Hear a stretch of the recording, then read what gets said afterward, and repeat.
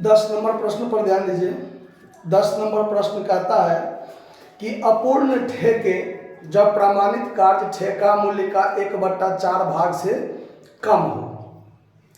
अब इसमें आपको दिया हुआ है 3 तरह के ठेका पर दिया हुआ है कि एक ठेके का मूल्य 20 लाख रुपया है, नगद भुगतान जो है वो प्रमाणित कार्य का 80% है, जबकि तीनों ठेका में जैसे ए ठेका, बी ठेका और सी ठेका अलग अलग बना लिए हैं, जिसमें दिया हुआ है कि प्रमाणित कार्य, अप्रमाणित कार्य और ठेके पर हुए आज तक के कुल व्यय। तो कॉन्ट्रैक्ट ए में देखिए तीनों का अलग अलग तरीका से होगा।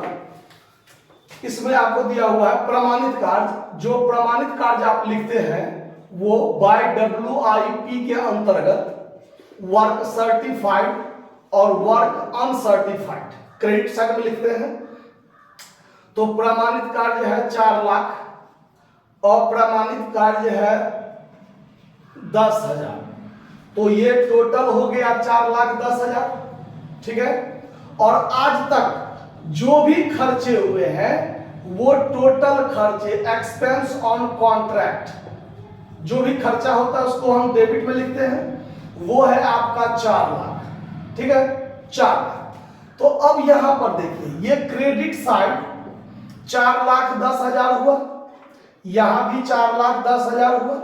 इसमें से ये घटेगा तो इधर 10,000 का हमको प्रॉफिट दिख रहा है। लेकिन अब यहां पर देखिए कि आपका कॉन्ट्रैक्ट प्राइस जो है वो 20 लाख है और नियम कहता है कि यदि आपका प्रमाणित कार्य कुल ठेका मूल्य के 1/4 भाग से कम हो तो आप लाभ का निर्धारण नहीं कर सकते हैं। मतलब 20 लाख का 1/4 भाग 5 लाख और 5 लाख से कम है प्रमाणित कार्य, यानी 4 लाख कम, मतलब 4 लाख है तो 1 लाख कम है, 1/4 जो इसका लिमिट है उससे कम हो गया है। तो कम हो गया है तो हम यहां जो मेरा लाभ हुआ ये लाभ, इसको लाभ नहीं मान सकते हैं, तो इसको WIP अकाउंट में ट्रांसफर कर देंगे, जो हमारा प्रॉफिट रिजर्व के रूप में रह जाएगा। क्लियर है बात?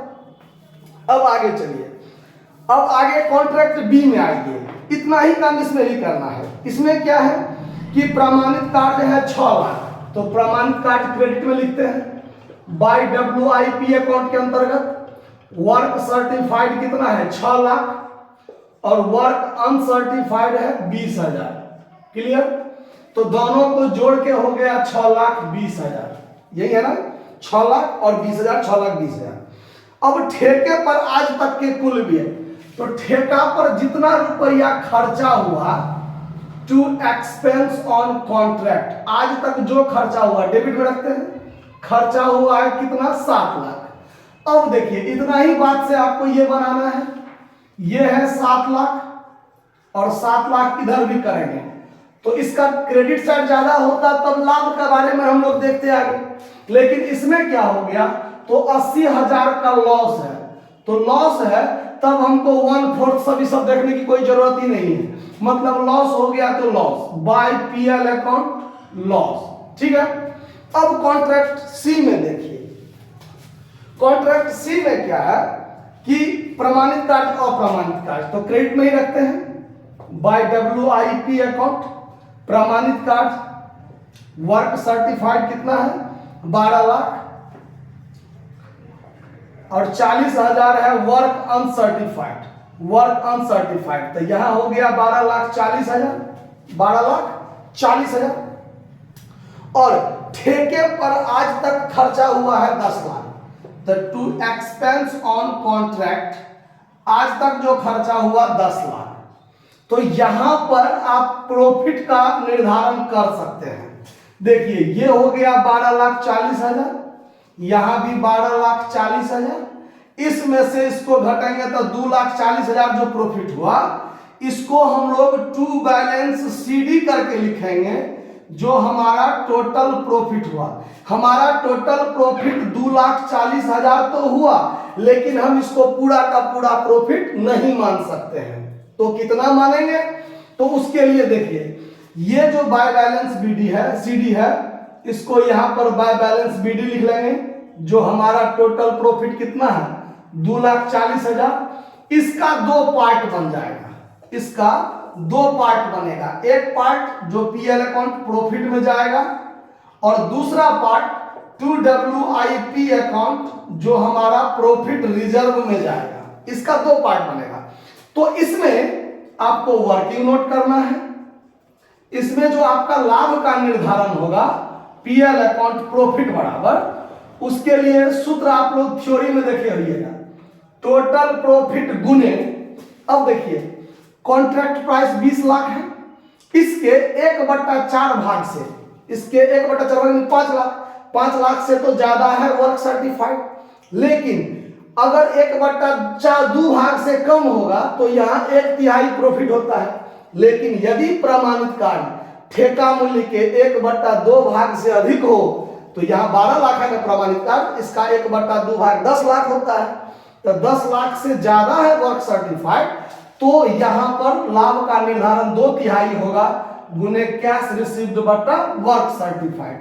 तो आपका टोटल प्रॉफिट 2,40,000 है, गुने 2/3 भाग और गुने वर्क सर्टिफाइड यदि 100% तो कैश रिसीव्ड हुआ है 80%। सवाल में देख लीजिए कि नगद भुगतान प्रमाणित कार्य का 80% है, तो यहाँ प्रमाणित कार्य 1,20,000, इसका 80% 9,60,000 होगा। तो ऊपर 9,60,000, नीचे 1,20,000 दीजिए, या नहीं तो ऊपर 80% दीजिए, नीचे 100% दीजिए, बात बराबर हो जाता है। अब इसको सॉल्व कीजिए, 20 पंचे 20 चौका, और अब इसको काटिएगा 3 से, इसको अगर काट दीजिए तो 80,000।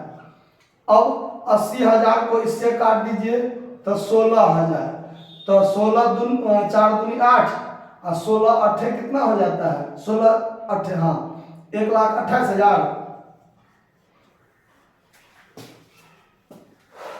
तो लाभ का निर्धारण हुआ 1,28,000 और यहाँ 2,40,000 में से 2,40,000 में से 1,28,000 घटा दीजिए, 1,12,000 जो रह जाएगा ये WIP प्रॉफिट रिजर्व में रह जाएगा।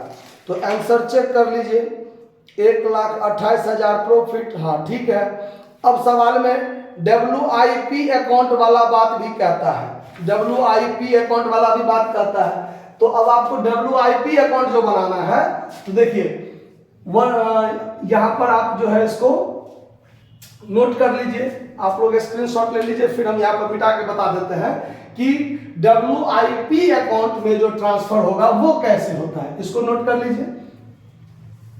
चलिए अब यहां पर देखिए, अगर आपको WIP अकाउंट बनाना हो, WIP अकाउंट बनाना हो किसी भी सवाल के लिए, किसी भी कॉन्ट्रैक्ट के लिए, तो DRC देखिए ये जो WIP है ना, ये WIP अकाउंट के डेबिट में हो जाएगा टू कॉन्ट्रैक्ट अकाउंट, पूरे 12,40,000, ठीक है।